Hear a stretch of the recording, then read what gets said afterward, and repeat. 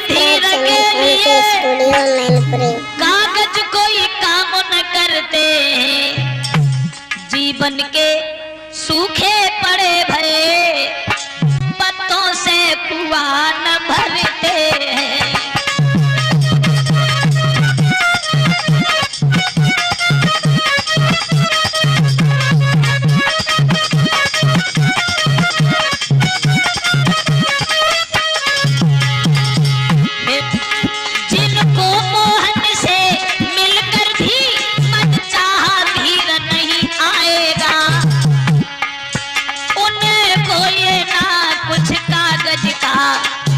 टुकड़ा क्या धीर बधाएगा।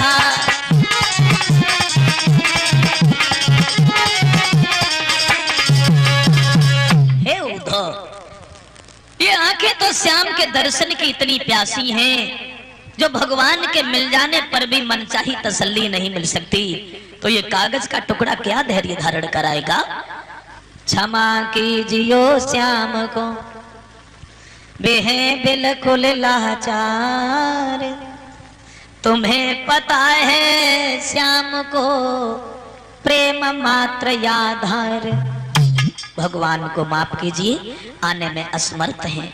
तुम्हारे लिए लिखा है कि लड़कियां सब योगिन बन के रहें।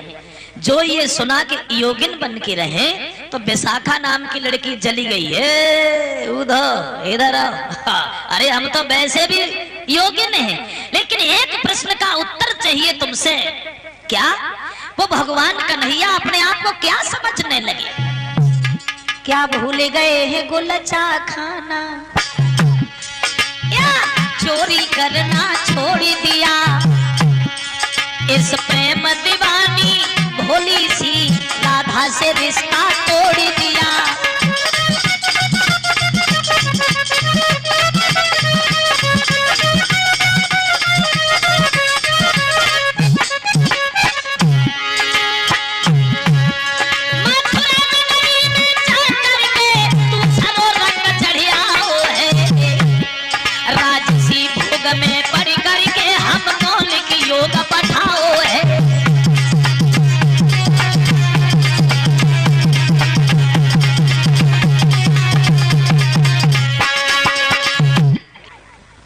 उद्धव बोले बहनाओ मेरी बात सुनो, जिन्हें तुम लड़का समझती नहीं, जिन्हें तुम अपने पीछे घुमाती नहीं, ये तुम्हारी किस्मत है, पूर्व जन्म की तपस्या का फल है।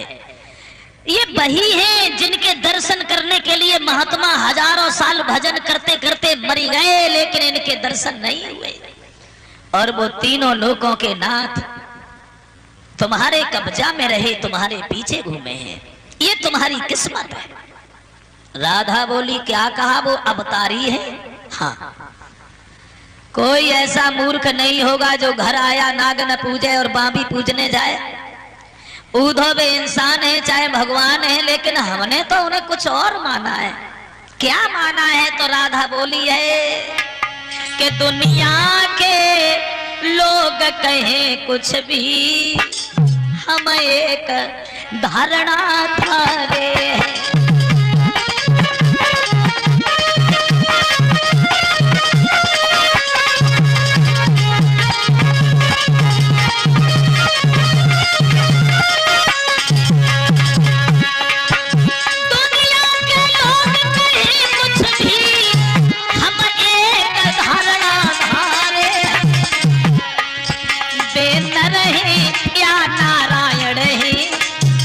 पर हमको प्रीतम प्यारे हैं।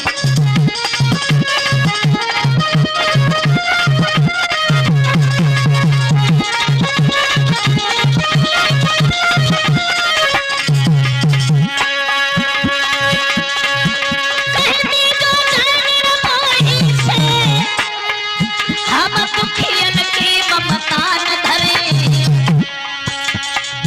बेराज करें हम त्याग करें, बेभोग करें हम योग करें।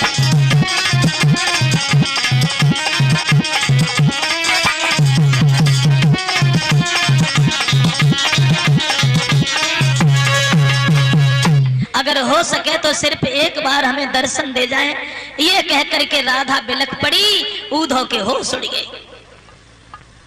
क्षमा कीजिए बहन राधा, आज हम समझ गए अगर वो अवतारी है तो तुम भी भक्ति रूपी अवतारिण हो। हे राधा, तुम्हारी याद तो भगवान हमेशा करते रहते हैं। कभी कभी जब तुम्हारी बातों में फंस जाते हैं तो उन्हें ये भी ध्यान नहीं रहता कि हम बैठे कहाँ हैं।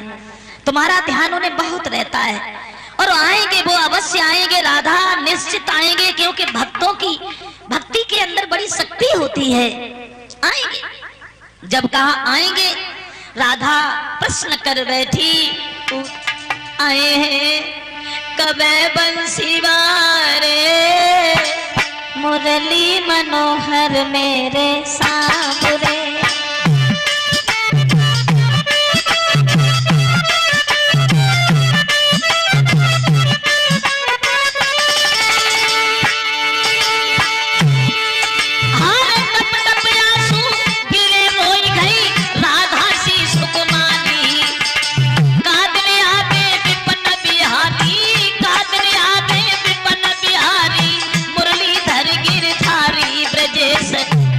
सब सहारे, मुरली मनोहर मेरे सांवरे।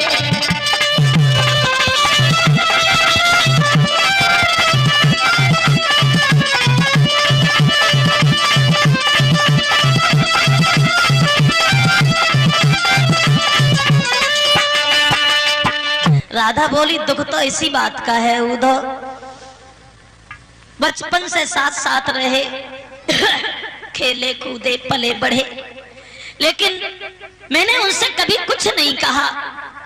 जाते समय सिर्फ इतना जब सवाल किया था कि तुम कब आओगे, तो उन्होंने कहा मैं परसों आएंगे। इस बात के अलावा भगवान से मैंने कछु न कही, मैंने कछु न कही, कोई बात नहीं कही, जुदाई की पीड़ा फिर काहे को सही है, मैंने कछु न कही।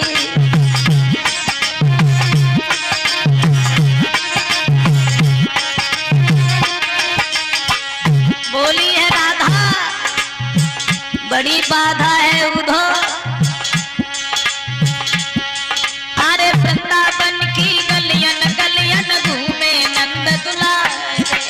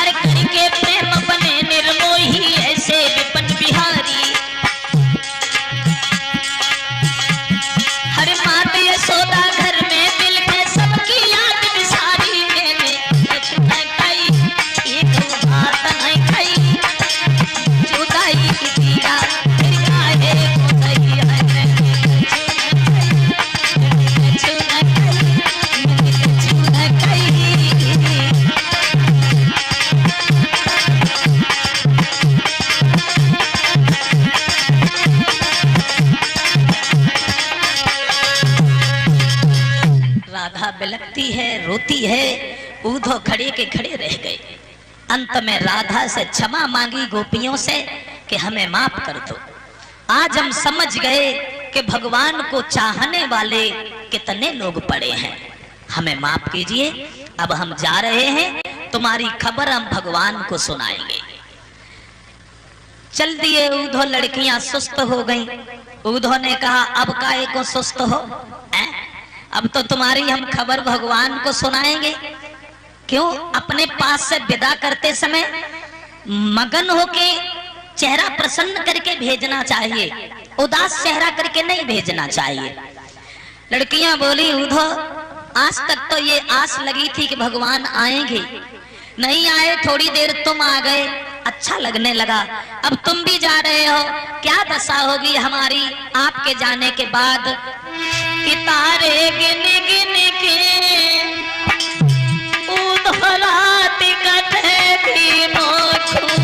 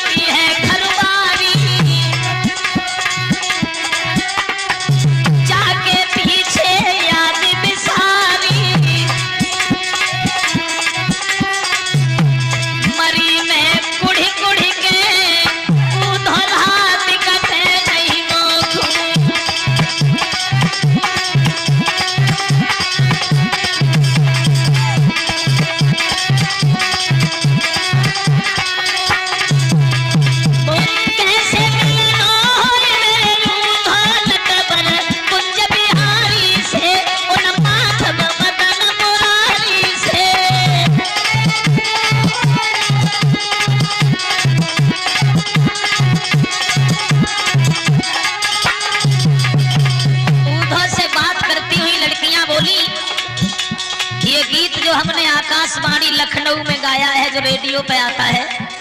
बोली जब तजो श्याम ने मधुवन को दुख उपजो बादना हम सबको। हरे नाजुक प्रेम प्रीति लाई जोड़ी खुद जा सौंपी हमारी से उन माधव मदन मुरारी से।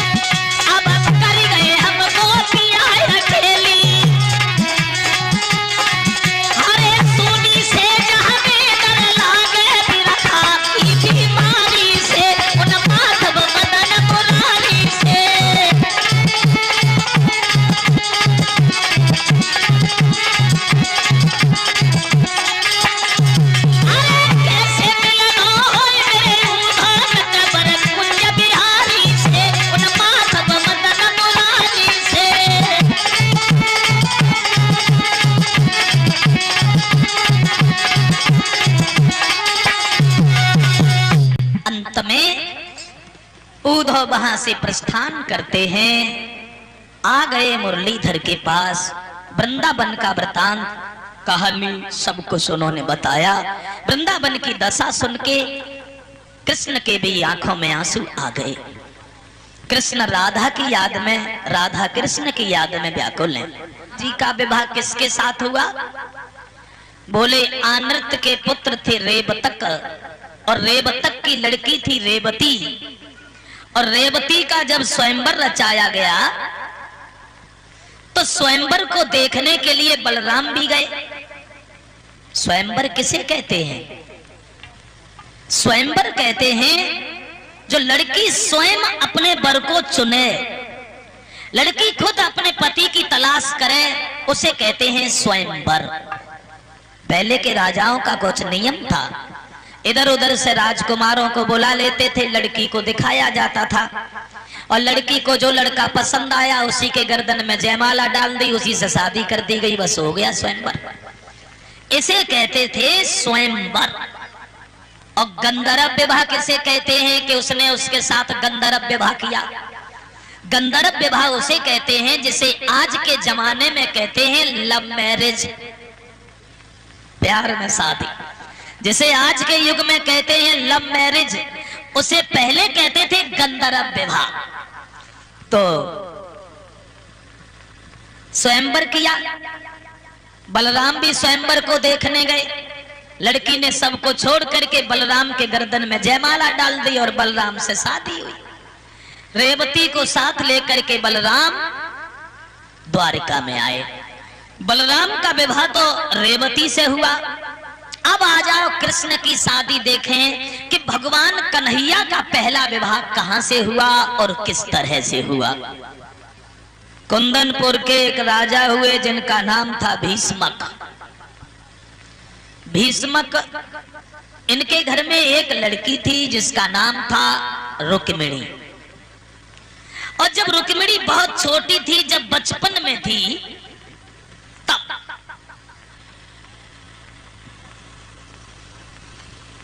रुक्मिणी के दरवाजे से एक महात्मा जी कुछ गुनगुनाते हुए, कुछ गाते हुए निकल गए कि ब्रजभूमि में हुआ है अवतार कन्हैया का, और सौभाग्य है उन्हें हो दीदार कन्हैया का। ब्रजभूमि में हुआ है। जो रुक्मिणी ने सुना कि ब्रजभूमि में भगवान का अवतार हो गया है, तो सोचने लगी रुक्मिणी मन में, ये जीवन दिन व्यर्थ हो रहे हैं।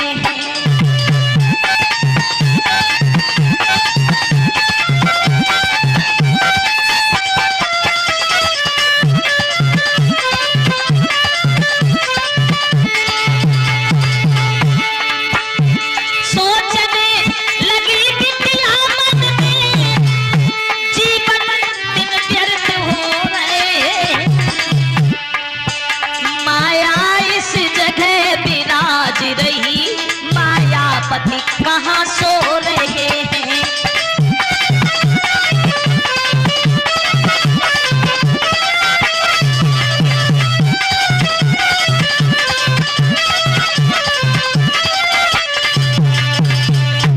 बचपन में रुक्मिणी ने संकल्प कर लिया, मैं जब शादी करूंगी तो भगवान कृष्ण के साथ में, और अगर भगवान से शादी नहीं हुई तो मैं जीवन भर यूं ही बनी रहूंगी, उनकी भक्तिन बन के गुजारूंगी, मगर शादी दूसरे से नहीं करूंगी। रुक्मिणी बचपन में चलते फिरते, उठते, सोते, जागते कृष्ण का नाम उनके मुंह से निकलने लगा। धीरे धीरे आ गया वो दिन, रुक्मिणी जवान हो गई, शादी के लायक। और एक दिन रुक्मिणी की मां ने अपनी बेटी को देखा कि हमारी बेटी तो अब जवान है, विवाह के लायक है, अरे क्यों नहीं आ रही, अपने पति को बुलाऊं।